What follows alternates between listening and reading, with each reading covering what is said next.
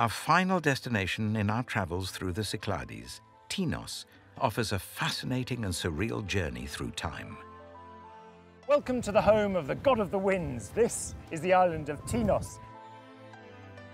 So many islands, so little time.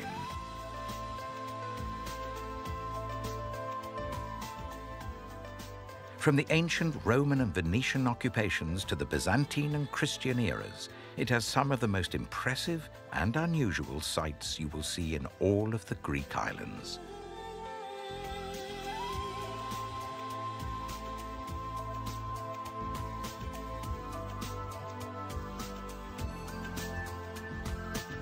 In the distance, not too far behind me, you can see Delos, the home to the gods Apollo and Artemis. But here on Tînos, well, this is the home of Aeolus, the god of the winds, and also the god of the sea himself, Poseidon. We're in his sanctuary right by the sea on the coast of Tînos, and it was here that the Poseidonia festival was celebrated, the festival of Poseidon himself, where people would gather from all over the ancient Greek world to celebrate this god and to ask for his goodwill as they took on the winds and the seas and headed off around the Aegean as a gift, dropping small bits of gold into the ocean just as they were leaving. Wouldn't it be great if we could start excavating there now? But it is well protected, so don't come with your metal detectors anytime soon.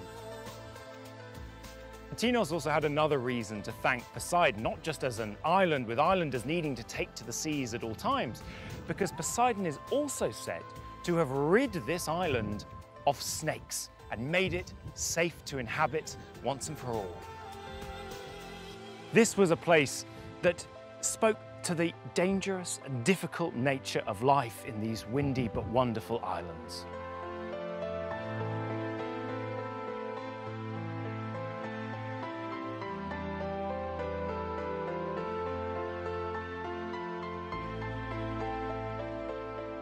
What I love about this island is the way that they take such pride in monuments from all different eras of their history. Here's a great example. This is a dovecote. Now, dovecotes were introduced to the island by the Venetians, and of course they're homes for doves, and doves are often a symbol of peace.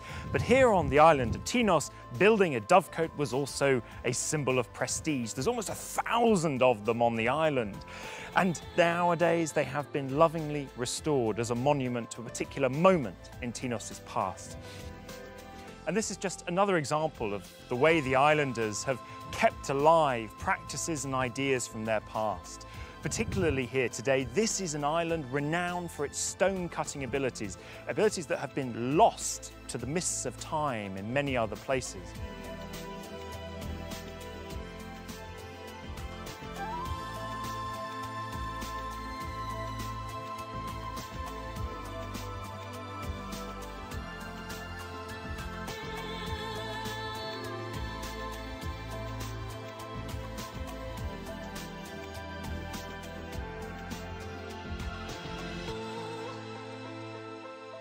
This is the church of the Panigale Evangelist, the Virgin of the Annunciation, and it houses an icon that is one of the holiest in Greece and an important site of pilgrimage for Orthodox Christians everywhere. So important, in fact, that they will come from the port on their knees up the carpet that runs the 700 meters from the port up the hill to the church to show their veneration for the icon. And how the icon came to be known about is a wonderful story. It was during the Greek War of Independence that a nun was guided by a divine vision to dig and to discover the icon in the ground here on Tînos. And as a result, it was able to be placed in a beautiful church and act as a symbol of hope for centuries to come.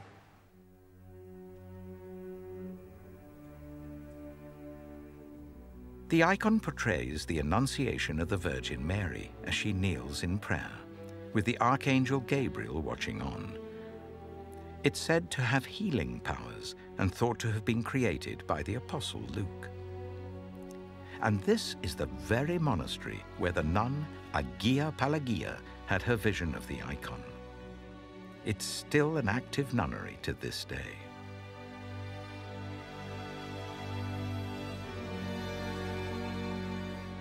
When Constantinople fell, during the Fourth Crusade, and as a result the Byzantine Empire fell apart and Greece became open to anyone who wanted to take hold of it.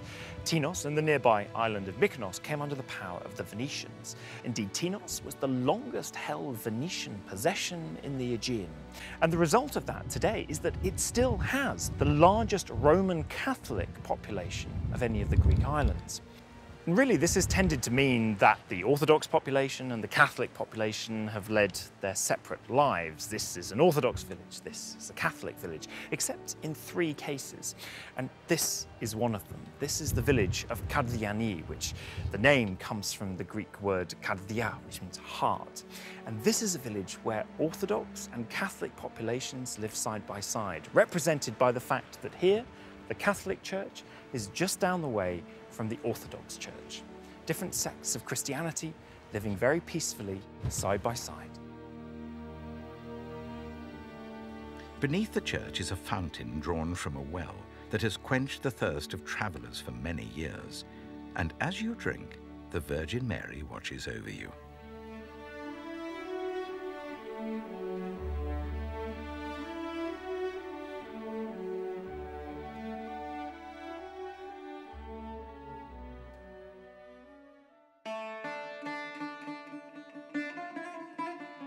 The village of Volax, nestled in the valley of Volax. It's surrounded by hundreds of huge granite boulders, the remains of a volcanic eruption that took place thousands of years ago. In the winter months, only some 40 people occupy the village.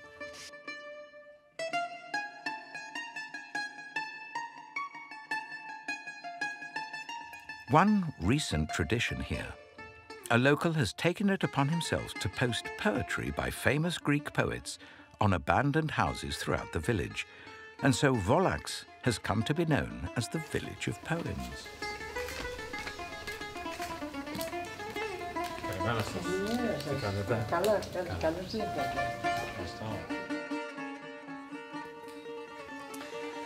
This island really feels like a place full of craftsmanship, whether it's the marble stone houses in the town of Pyrgos, the continuing traditions of stone cutting, or indeed the wonderful weaving that we can see here.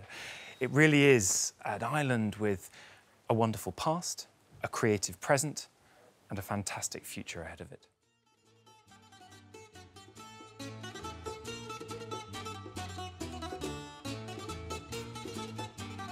The village of Agapi. Like most villages throughout the Greek islands, they hold an annual festival in honor of their patron saint. For Agapi, this is Saint Agapitos. The village is Catholic. These vibrant festivals with a shared evening feast and celebrations are a long-standing tradition in the Greek community. This one in particular is very popular with today's young generation. And so this tradition is handed down from one generation to the next.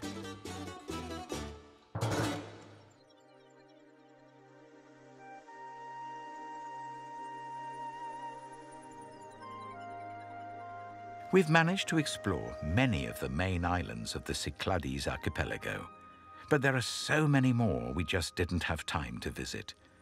The history of the region is so vast and diverse, it can take years to fully appreciate.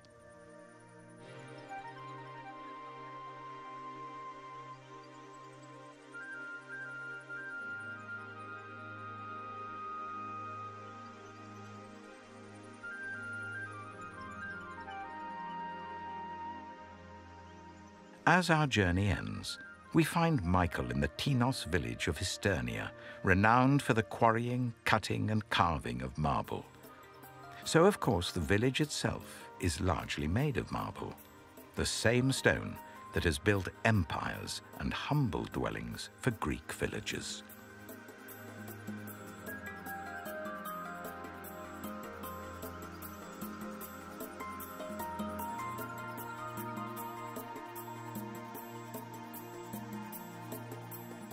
Join me next time as we explore another set of Greek islands in the Aegean, on the eastern side of the Aegean Sea, running up the coast of modern-day Turkey, the Dodecanese Islands.